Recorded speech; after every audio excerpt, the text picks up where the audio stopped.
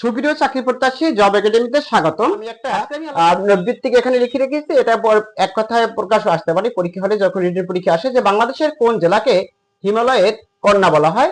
যে বাংলাদেশের, আমি এখানে দুইটা লিখে রেখেছি, যে পঞ্চগড় আর গাইবান্ধা, কোন জেলাকে হিমালয় কন্যা বলা হয়?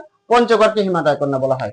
এবং পঞ্চগড় কিন্তু সর্ব উত্তরের জেলা। পঞ্চগড় হলো আমাদের বাংলাদেশের সর্ব উত্তরের জেলা। ভৌগোলিক অবস্থানের জন্য এই পঞ্চগড়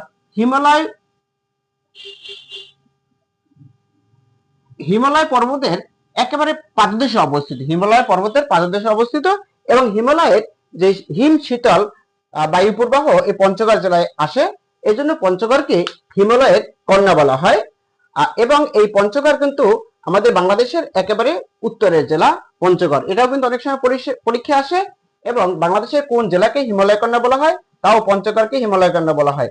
কারণ কি?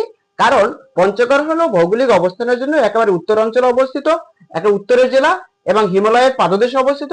হিমালয় থেকে হিম শীতল বাতাস এই পঞ্চগড় জেলা আসে, এই জন্য পঞ্চগড়কে হিমালয় কন্যা বলা হয়। যদি আমার ভিডিওটি ভালো লাগে, লাইক করবেন, কমেন্ট করবেন এবং সাবস্ক্রাইব করবেন, চ্যানেলের সাথেই থাকবেন।